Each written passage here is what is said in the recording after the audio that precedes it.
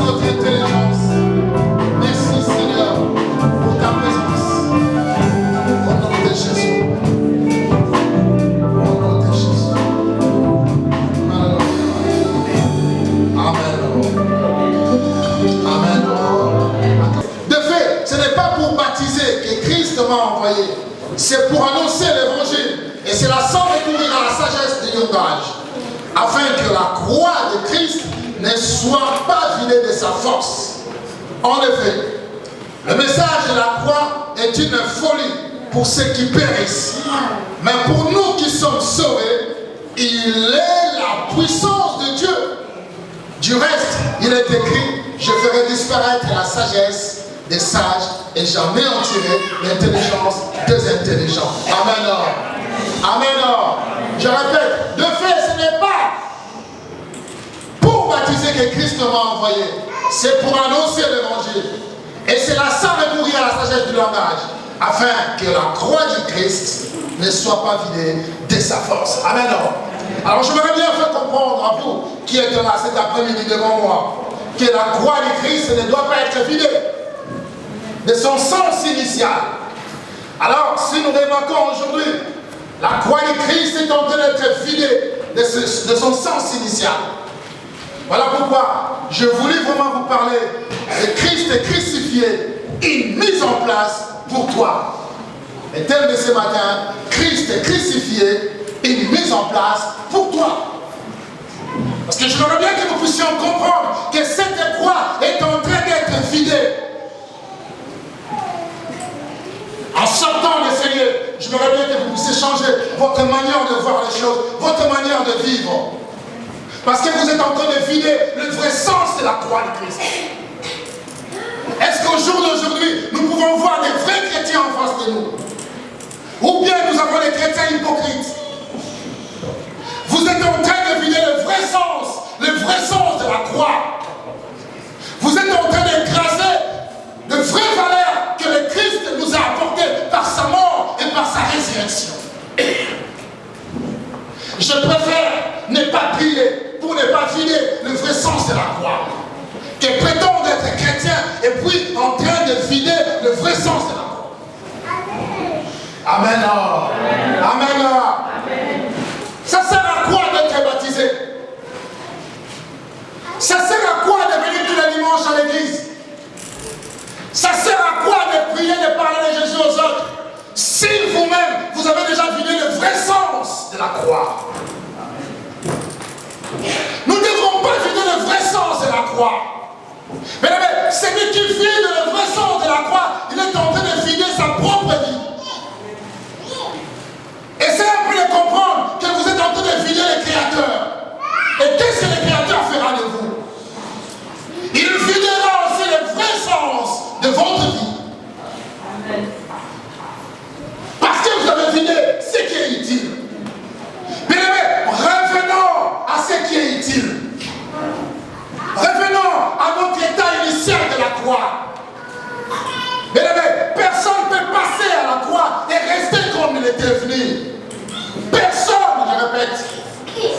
Quand on passe de la croix, on doit comprendre le vrai sens de cette croix. Mais si on n'arrive pas à comprendre le vrai sens de la croix, nous serons comme tout le monde. Le message de la croix sera vidé. Nous serons comme les pharisiens. Nous serons comme les inconvertis. Nous serons comme des craignants Dieu. Parce que nous avons vidé le vrai sens de la croix. Bien aimé, le message de l'apôtre Paul, ce n'était pas un message pour faire du bien à certaines personnes afin qu'ils puissent être heureuses par rapport à leur vie, par rapport à ce qu'ils sont en train de faire, par rapport à ce qu'ils sont en train de vivre. Non! Voilà pourquoi nous répétons encore ce vrai sens de ce message. Ce message, c'est Christ crucifié, ressuscité pour nous. Bien-aimé dans le Seigneur, l'homme a péché, en lisant Genèse. L'homme a péché. Quand l'homme a péché, Dieu a dit à l'homme même avant que l'homme pêche, les jours où vous mangerez le fruit de l'arbre de connaissance de bien et de mal, vous allez mourir. Dieu n'a pas parlé seulement de la mort spirituelle, il a parlé aussi de la mort physique.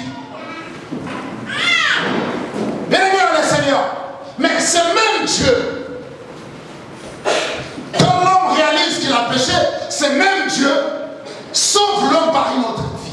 Il accorde une vie à l'homme. Pendant qu'ils étaient dans le jardin, parce qu'ils avaient vu le vrai sens du respect. Le respect de l'engagement. Quand vous prenez vos engagements avec Dieu, est-ce que vous les respectez? C'est ça la question que vous devez poser. Mais ce que je vois aujourd'hui, le plaisir du monde, tout ce qui frappe aux yeux est en train d'éloigner certaines personnes de la présence de Dieu. Mais il y a une chose que j'ai remarqué. Ève n'a fait que voir le plaisir qui s'est présenté devant elle. La beauté de ce fruit, ce fruit de l'arbre de connaissance du bien et du mal. Ève était attirée par ça. Mais elle ne savait pas ce qui était caché derrière. Mais que le monde ne nous attire pas. Que rien de ce monde nous attire pour que nous puissions nous éloigner de vraies valeurs du christianisme. La croix doit être protégée. La croix doit être défendue. La croix doit être vaincue. Quotidiennement. En sortant des Seigneurs, même avant même de sortir, tu vas te poser la question, est-ce que je vis la croix? Est-ce que je respecte la croix? Ou bien je suis en train de vider le vrai contenu de la croix?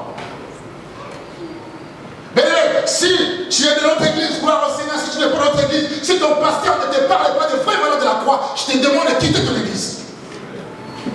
Ne vide pas le vrai sens de la croix. Amen. Amen. La croix doit être protégée. Dieu regarde que cet homme vient de perdre une vie. Mais Dieu tue une bête. Amen. Amen. Pour couvrir l'homme. Il donne une vie à la place de notre vie. Mais c'est une vie éphémère. Parce qu'à chaque fois, le bête devrait mourir pour qu'une vie soit sauvée. Mais Dieu tellement qu'il est amour, comme Jean le décrit dans 3,16. Il nous a aimés, il a envoyé. Celui qui devait prendre notre place. C'est ça la mise en place. Et celui-là, quand il est venu, il n'est pas né dans une maternité, mais il est né dans une étable. Il est né là où il y avait les animaux qu'on triait, les animaux qu'on prenait pour sacrifier. Et il dira aux animaux, c'est fini, vous n'allez plus mourir, c'est moi qui prends votre place. C'est ça l'utilité, c'est ça la vraie raison de la naissance de Jésus dans une étable. C'était de prendre la place des animaux. Moi je suis l'agneau immolé, l'agneau de Dieu qui ôte le péché du monde. Vous n'allez plus mourir. Et il ne s'arrête même pas là, il monte sur la croix. Et il dit, pardonne-les, car ils ne savent pas ce qu'ils font. Il te pardonne, il verse son sang. Mais il n'est pas arrivé à essayer un peu de couper ce veine pour que le sang coule. Mais il a été maltraité, humilié. La Bible dit, il n'était même pas beau gosse en ces moments où il subissait de maltraitance horrible aux yeux des hommes. Même le monde entier voyait comment cet homme était en train d'être humilié ces jours-là. À tel point, sa créature lui dira, médecin, guéris-toi toi-même. Tout ça à cause de toi. À cause de toi. Bien aimé, notre vie doit être une vie disciplinée. Notre vie doit être une vie disciplinée. Sinon, nous serons comme Ève. Nous allons tomber en mangeant les fruits. Si ta vie n'est pas disciplinée, tu es en train de vider de vraies valeurs, le contenu de la croix de Christ.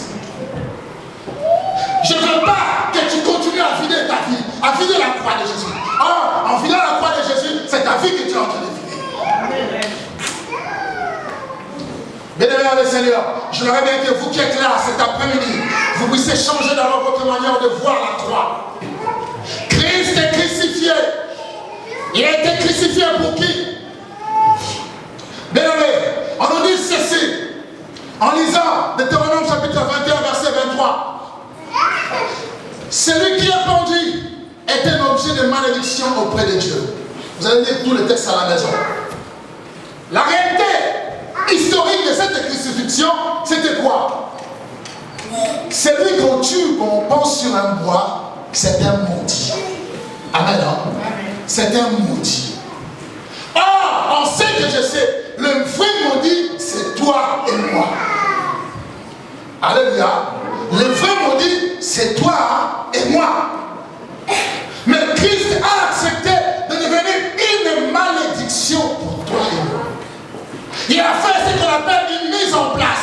Il a pris ta place. Amen. Il t'a enlevé là où tu étais, dans la malédiction. Il t'a libéré de ces liens de malédiction. Les malédictions qui provenaient de tes ancêtres, de tes parents, de tes cousins, de tes oncles. Il y a d'autres choses que tu n'as même pas fait, tu n'as même pas accompli, mais tu es en train de subir. Je tiens à te dire que Christ a fait une mise en place. Il t'a enlevé et il s'est mis à ta place. Il s'est fait malédiction pour toi. Tout ça, pourquoi? Pour que tu puisses vivre heureux. Pour que tu puisses vivre dans la liberté. Il a dit, Christ nous a affranchis pour la liberté. Et nous ne serons plus jamais sous les jougs de l'esclavage. Bien-aimé, Christ crucifié est une vraie mise en place. Il prend ta souffrance. Il prend tout ce que les gens peuvent dire de toi. Il prend la calomnie, il prend la disette, il prend la famine, il prend les critiques. Il les a crucifiés. Je tiens à dire à quelqu'un, si Christ a crucifié tout ce qui était mauvais en toi, qui pourra les remettre encore dans ta vie? Celui qui osera tombera sur quel pouvoir? De celui qui l'a enlevé. Est-ce que vous comprenez? Ça sont des trucs qu'on a enlevé personne. Si Dieu m'appelle impur, toi tu ne peux pas m'appeler impur. Parce que celui qui a pris mon impureté, les a cloués, il m'a déclaré saint Hubert. Toi tu viens, tu me dis impur Hubert. Mais tu as affaire à qui? Comprenez un peu les choses. Donc là tu es en train de minimiser ce que je suis à faire pour moi. Bien aimé, là il m'a dit, c'est une chose grave de tomber sous le pouvoir du grand roi. Voilà pourquoi je ne crains pas, je n'ai pas peur de quelqu'un, parce que je sais que celui qui me tient est le Tout-Puissant. Vous avez déjà vu là où la créature mange le créateur? Hein? Vous avez déjà vu ça? Mais aujourd'hui, qu'est-ce que nous voyons? Quand tu vides le vrai sens de la croix, fini, hein? Amen. Jamais la créature mangera le créateur. Tant donné que le créateur s'est fait malédiction pour toi, bien-aimé, vis la tête haute. Parce que tes péchés ont été pas pardonnés. Je voudrais bien dire à quelqu'un que le Christ est crucifié. Ce n'est pas un Christ qui doit te laisser marcher comme ça avec tes difficultés, avec tes soucis, avec tes problèmes tous les jours. Le Christ crucifié a vidé le vrai sens de la souffrance. Parce que lui-même s'est fait souffrance. On l'a appelé souffrance pour toi. Mais qu'est-ce qui arrive aujourd'hui pour que le vrai Christ crucifié ne puisse pas travailler en nous en toute liberté? C'est parce que nous sommes en train de vider comme jadis tout le vrai sens de la croix. Amen. Sur la croix, il a tout porté. Sur la croix, il a pris tes malédictions. Sur la croix, il a payé ta dette. Bien-aimé le Seigneur, l'homme a perdu la vie. Amen. Le jour où tu en mangeras, tu mourras. Mais Dieu, par son amour, donne une vie qui est la vie de son Fils Jésus. C'est ça ce qu'on appelle payer ma dette. Amen. Christ a payé ta dette. Bien-aimé, la perte d'une vie doit être rachetée que par une autre vie. On ne peut pas acheter une vie comme ça, non, par une autre vie. Voilà pourquoi au début, Dieu a tué une bête pour laisser Adam et Ève vivre. Mais il a déclaré des paroles sur eux. Mais le même Dieu, il envoie son Fils unique pour que son Fils puisse mourir afin de payer la dette, de récupérer la vie que l'homme avait perdue. Je tiens à dire à quelqu'un que la croix te fait récupérer tout ce que tu avais perdu. La croix va te faire récupérer même tes relations anéanties, même ta foi chrétienne détruite, même ta réputation détruite. La foi peut t'aider à récupérer cela. Mais à condition que tu puisses comprendre que le vrai sens de la croix, ça se trouve entre mes mains. Ne vidons pas le vrai sens de la croix. Amen.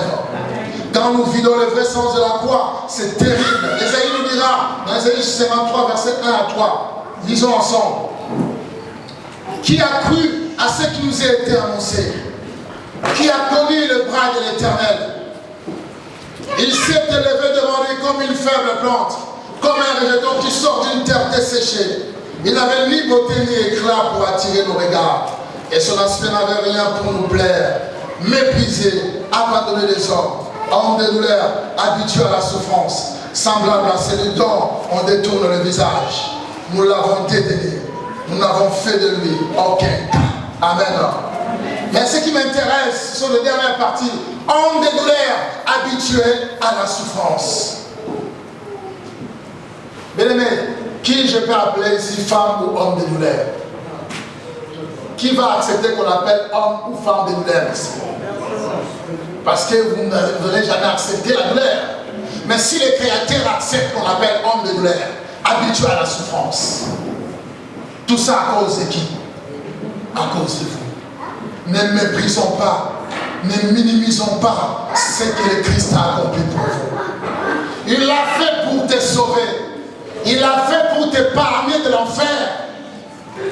Que rien de ce monde ne t'éloigne de ce que le Christ a accompli pour toi. Que le plaisir de ce monde ne puisse pas t'amener hors du camp. Bien-aimé, qu'est-ce qui va t'empêcher de jouir tout ça? Bien-aimé, on peut tout faire, tout ce qu'on veut. On peut tout faire, bien-aimé. L'apôtre Paul dira même aux chrétiens de son époque, moi aussi je peux prendre une femme comme Céphas, je peux faire comme les autres, mais tout m'est permis, mais tout n'est pas utile. Je peux tout faire, mais ça n'a pas de sens. Parce qu'il y a quelqu'un qui a accepté de devenir homme de douleur pour moi.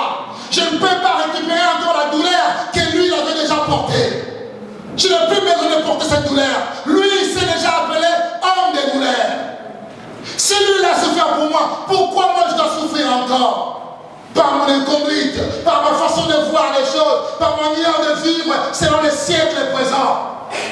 Vous voulez seulement ce qui vous frappe aux yeux, être heureux pour qu'on parle de vous par-ci par-là. Vous oubliez le vrai sens de la vie. Le vrai sens de la vie, ce n'est pas ce qu'on chante ou dédicace par des chanteurs. Non, ce n'est pas ça le vrai sens de vie. Le vrai sens de vie, ce n'est pas en prenant des photos mettre sur Facebook. Non, c'est ça le vrai sens de vie. Non, non, non, non, non, non, non. Ce ne sont pas les vrais sens de vie. Le vrai sens de vie, ce n'est pas en marchant, en allant de boîte de nuit en boîte de nuit qu'on a trouvé le vrai sens de la vie. Non, non, non, non, non, non, non. Le vrai sens de la vie, ce n'est pas dire parce que tu manges bien, tu as le canapé chaudé là, tu mets tes jambes, tu regardes les séries. Ce n'est pas ça le vrai sens. Ce n'est pas ça ce que tu attends de nous. On peut tout avoir, mais on a le Seigneur. En cœur, le Seigneur, on marche dans la sanctification. C'est ça parce que j'ai compris, c'est que c'est l'œuvre de la croix. Je ne peux pas fouler l'œuvre de la croix. Il a payé une dette pour moi. Je connais et j'ai compris cette valeur de la croix. Bien aimé, vous n'avez jamais des occasions dans votre vie pour être heureux. C'est que vous avez ces éphémères. Vous voulez qu'on puisse vous parler de nos expériences.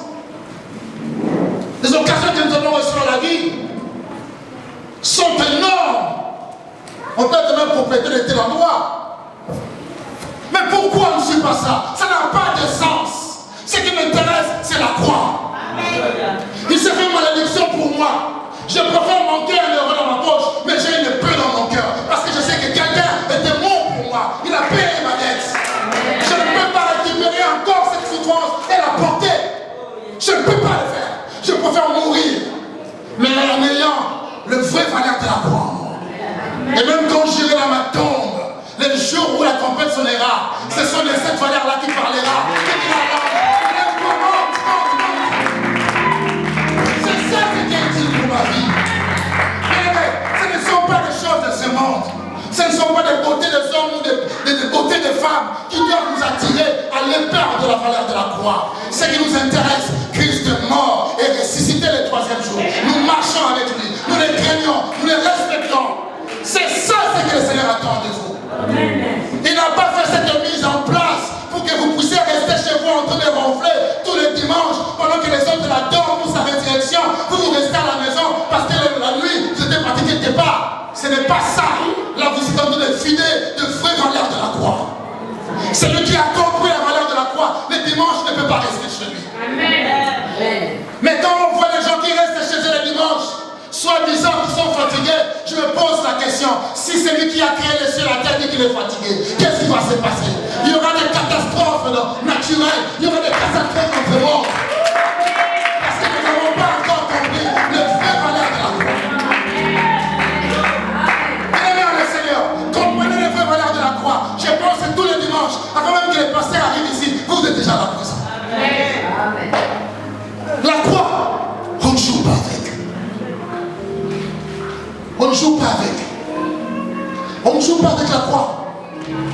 On ne joue, je répète, on ne joue pas avec la croix. Parce que le Créateur a souffert pour vous. Le Créateur a payé un prix. On dit, homme de douleur, habitué à la souffrance. Oh, je rappelle à quelqu'un, les jours-là, je venais te voir en enfer. Je t'appellerai femme de douleur, homme de douleur. Quelqu'un m'a compris. Je venais te voir en enfer. Et c'est le jour-là que je t'appellerai homme de douleur, femme de douleur. Parce qu'aujourd'hui, il y a quelqu'un qui a accepté d'être appelé homme de douleur. À ta place, tu es en train de le foutre comme ça.